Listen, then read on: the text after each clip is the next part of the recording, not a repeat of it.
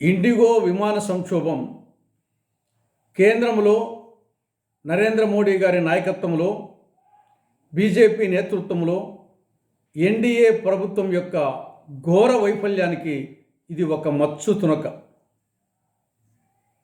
IndiGo సంక్షోభం వల్ల ప్రపంచ దేశాలలో భారతదేశపు పరుగు పోయింది.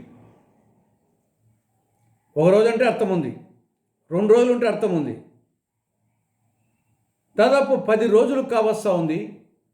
ఇప్పటి వరకు సంక్షోభం పరిష్కారం కాలేదు. అసలు ప్రభుత్వం ఉన్నట్టా లేనట్టా? ప్రయాణికుల ఇబ్బందులు అది వర్ణనాతీతం, వాళ్ళ మనోవేదన వర్ణనాతీతం. కొందరి పెళ్ళిళ్ళు ఆగిపోయినాయి, కొందరు పెళ్ళిళ్ళకు పోలేకపోయారు, కొందరు ఇంటర్వ్యూలకు పోలేకపోయారు, కొందరు అంత్యక్రియలకు పోలేకపోయారు. ఒక అనిశ్చిత పరిస్థితి. లగేజ్ ఏమైందో తెలియదు, ఎప్పుడో పునరుద్ధరణ అయితే తెలియదు, సమాధానం ఇచ్చేవాడే లేడు. అసలు ఒక గందరగోళం, ఖయాస్. నిజంగా ప్రధానమంత్రి నరేంద్ర మోడీ గారికి, పౌర విమానయాన శాఖ మంత్రి రామ్మోహన్ నాయుడు గారికి నైతిక విలువలు అనేటివి ఉంటే ఒక్క నిమిషం కూడా ఆ పదవిలో ఉండే అర్హత వాళ్ళకు లేదు. వెంటనే రాజీనామా చేయాలి.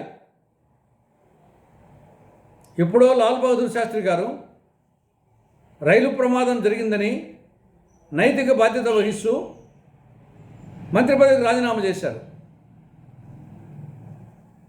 దాంతో పోలిస్తే ఇది 1000 రెట్లు ఎక్కువ. నిజంగా నరేంద్ర మోడీ గారికి, రామ్మోహన్ నాయుడు గారికి నైతిక విలువలు అనేటి ఏ కొంచెం ఉన్నా వెంటనే రాజీనామా చేయాలి. ఒక్క నిమిషం కూడా వాళ్ళు ఆ పదవిలో ఉండే అర్హత లేదు.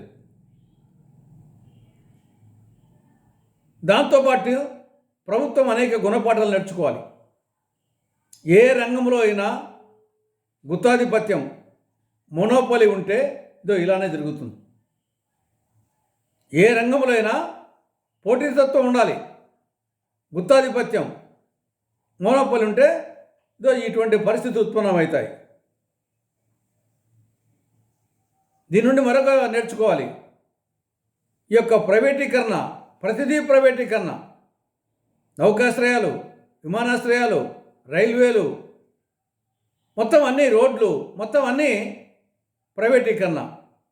ప్రైవేటీకరణ పరిణామాలు ఏ విధంగా ఉంటాయో దీనివల్ల తెలుస్తూ ఉంది. నవభారత నిర్మాత, భారత తొలి ప్రధాని పండిట్ జవహర్లాల్ నెహ్రూ గారి యొక్క దూరదృష్టి ఇప్పుడు తెలుస్తూ ఉంది. భారతదేశానికి మిశ్రమ ఆర్థిక విధానమే అవసరమని ఆయన ఆనాడు ప్రవేశపెట్టినటువంటి మిశ్రమ ఆర్థిక విధానం, దాని అవసరం ఇప్పుడు తెలుస్తూ ఉంది. అదేవిధంగా ఇందిరాగాంధీ గారు బ్యాంకులను ఎందుకు జాతీయకరణ చేశారో దీన్ని బట్టి అర్థమవుతుంది.